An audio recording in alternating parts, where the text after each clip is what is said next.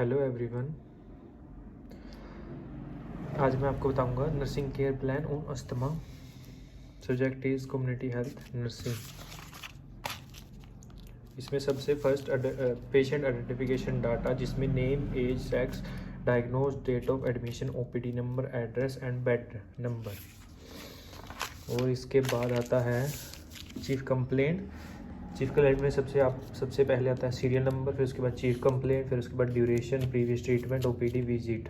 तो सबसे पहले चीफ कंप्लेंट है cough, duration 2 week, patient direct visit to hospital, OPD visit, patient visited OPD first then attended to RW by doctor, difficulty in breathing 3 days और anxiety 5 days। इसके बाद present medical history, patient is not suffering from any communicable and non communicable disease. Past medical history, patient was not suffering from any communicable and non communicable disease. Present disease no plan.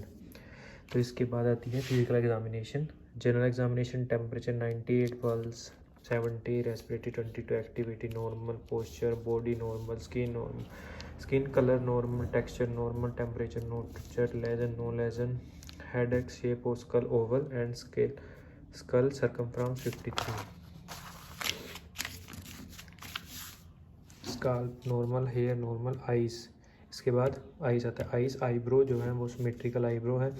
Eye lashes no infection eyelashes. Eye heads normal, eyelids, eyeball normal, eyeball, conjunctiva normal, conjunctiva, sclera no जोनिला, pupil normal pupil, vision normal vision and lenses opaque lenses. तो इसके बाद ear external ear, no discharge from external ear, lymphatic membrane normal, hearing normal, nose. इसके बाद nose आता है। Nose external nose, no discharge from nose, nostril no inflammation is. Mouth फेरनेक्स, lips has red lips, odor of smell foul from mouth, teeth normal, mucous membrane of gum, swelling on gum, neck, lymph nodes normal, lymph nodes, parathyroid gland normal, chest throne normal, breast sound normal, heart sound normal, abdomen normal, inspection no scar, palpation no tenderness, percussion gas in stomach। तो इसके बाद patient की investigation में हम सबसे पहले लिखते हैं serial number, investigation, patient value, normal value, remark value. सबसे पहले HB, पेशेंट की वैल्यू 13.6, नॉर्मल होता है 12 से 13 gram, patient normal. Second TLC, total leucocyte count, patient value 4000, normal value 4000 to 11000, patient remark is normal. DLC, patient value 62.7, normal is 40 to 75, normal. Lymphocyte 32%, normal is 2640, normal. Medication पैरासिट, इसमें सबसे पहले serial number, drug name, chemical name, route, dose, frequently, energy. So first is prednisolone, chemical रेओस 600 mgf TDS, frequently anti NSG, check the vital sign, provide the medication on time। लेप्रोट्रोनियम एंटीकोलेस 25 mg OD antibiotic। Third is डिमेरोनेथोल alkaloids, लिबर्जिन orally BD antihistamine. 4 मक्रोल मोरमेट्रीमी 100 mg orally BD। Nursing, इसके बाद आते हैं नर्सिंग डायग्नोज।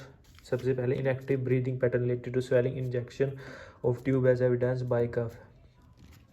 जो पेशेंट का जो ब्रीदिंग पैटर्न है वो इनफेक्टिव है, क्योंकि जो उसकी इन्फेक्शन आ गया है ट्यूब के अंदर और स्वेलिंग हो गई है लंग्स के अंदर, जो खांसी के द्वारा एविडेंस होता है।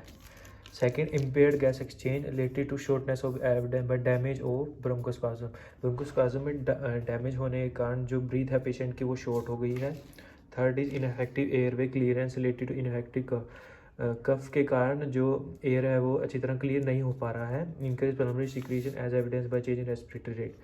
Fourth is anxiety related to respiratory distress, evidence by fatigue और रेस्टलेसनेस। पेशेंट को टेंशन हो रही है किससे रिलेटेड, रेस्पिरेटरी डिस्ट्रेस से रिलेटेड, और वो थका महसूस कर रहा है। Fifth, deficient knowledge related to asthma as evidence by lack of information. Patient को नॉलेज नहीं है अस्थमा के बारे में, जो उसकी इंफॉर्मेशन से पता चलता है। तो इसमें इसके बाद आता है nursing plan.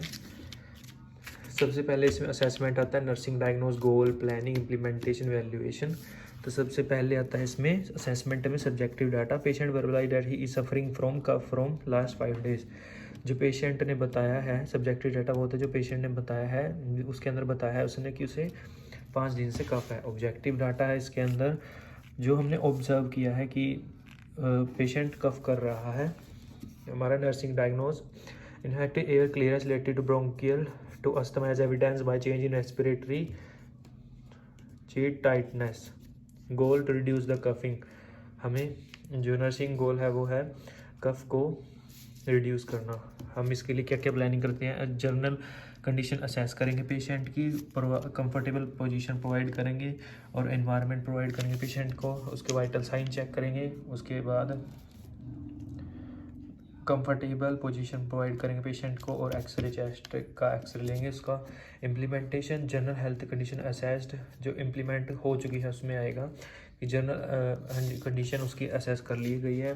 Comfortable position provide, environment provided to the patient, जो उसके साइन लेने थे वो लिए जा चुके हैं और चेस्ट एक्सरे हो चुका है। तो इससे एवेल्यूएट होता है कि वो patient coughing of the patient airway is maintain up to some extent absent by physical examination. Physical examination के द्वारा पता किया जा सकता है कि जो पेशेंट का एयर है वो क्लियर हो चुका है। सेकंड, नर्सिंग डायग्नोस, इसके अंदर assessment, nursing diagnose, goal, planning, implementation, valuation. Subjective data, patient verbalise difficulty breathing, patient को सांस लेने में दिक्कत आ रही है। तो ऑब्जेक्टिव डाटा है कि वो हम देख सकते हैं ऑब्जर्व करके। नर्सिंग डायग्नोस क्या है इसके अंदर, infective breathing problem related swelling and infection of the tube as evidence by cough और loss of consciousness to maintain the vital breathing pattern. Assess the planning के अंदर हम क्या कर सकते हैं, जनरल कंडीशन असेस कर सकते हैं, पेशेंट की कंफर्टेबल पोजीशन इन्वायरमेंट प्रोवाइड कर सकते हैं, वाइटल साइन असेस कर सकते हैं, पेशेंट के रेस्पिरेटरी सिस्टम को असेस कर सकते हैं, फटीग एंड असेस, अगर उससे कोई थकान हो रही है तो वो असेस कर सकते हैं। इम्प्लीमेंटेशन में हम उसकी कंडीशन को असेस कर लेंगे, उसको कंफर्टेबल पोजीशन प्रोवाइड कर देंगे, इन्वायरमेंट प्रोवाइड कर देंगे।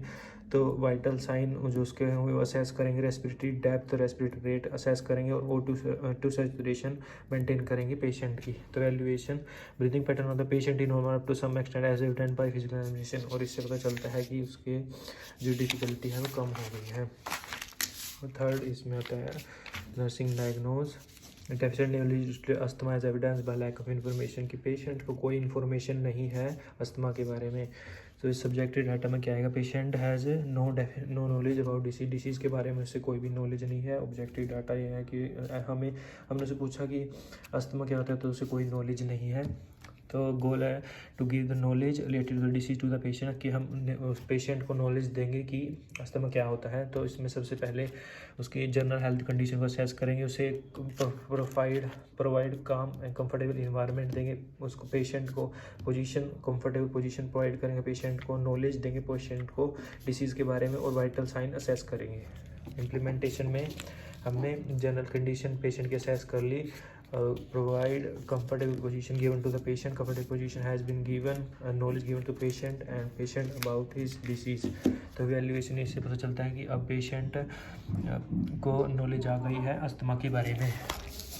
तो at last it come to health education. Health education में nursing your asthma correctly is very important leading active healthy life. Patient should medicate as prescribed, जो भी डॉक्टर के द्वारा प्रिस्क्राइब की गई मेडिकेशन उसे लेनी चाहिए टाइम पे। Patient has to take proper client, patient should take medicine properly, उसे दवाई भी टाइम पर लेनी चाहिए।